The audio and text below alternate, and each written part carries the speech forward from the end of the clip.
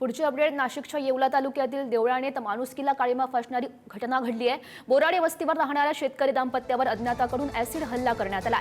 दाम्पत्य घराच्या टेरेसवर झोपलेले असताना मध्यरात्री अज्ञातानं त्यांच्यावर ऍसिड फेकलं।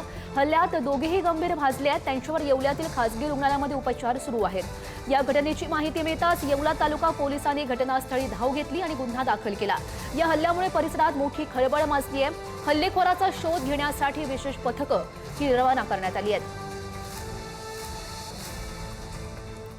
रात्री 9:30 वाजता आम्ही गच्चीवर झोपायला गेलेलो होतो।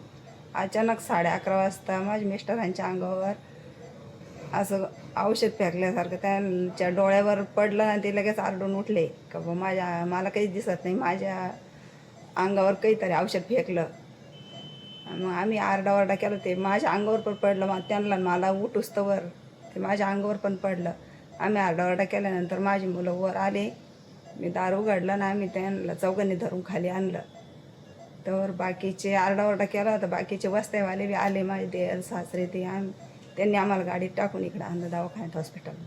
महिलेच्या फिर्यादीवरून येवला तालुका पोलीस स्टेशनला गुन्हा दाखल करण्यात आलेला आहे आणि ह्याच्यामध्ये फॉरेन्सिक टीम, LCB, त्यानंतर डिव्हिजनमधला सर्व फोर्स अज्ञात आरोपीचा शोध घेत आहे।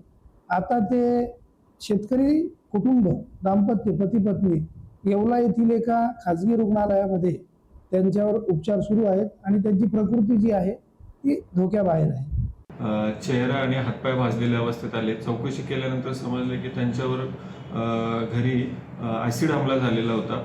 त्यापैकी श्रीयुत बोर्डे यांना चेहऱ्याला आणि छातीला तसेच हाताला गंभीर स्वरूपाच्या जखमा आहेत। सुरुवातीला परिस्थिती दोघांची अतिशय गंभीर होती, परंतु ट्रीटमेंट चालू केल्यानंतर आता ती परिस्थिती सुधारली असून आता दोघांचीही शारीरिक ज्या इजा आहेत त्या बऱ्यापैकी कव्हर होत आल्या आहेत आणि परिस्थिती आता स्थिर।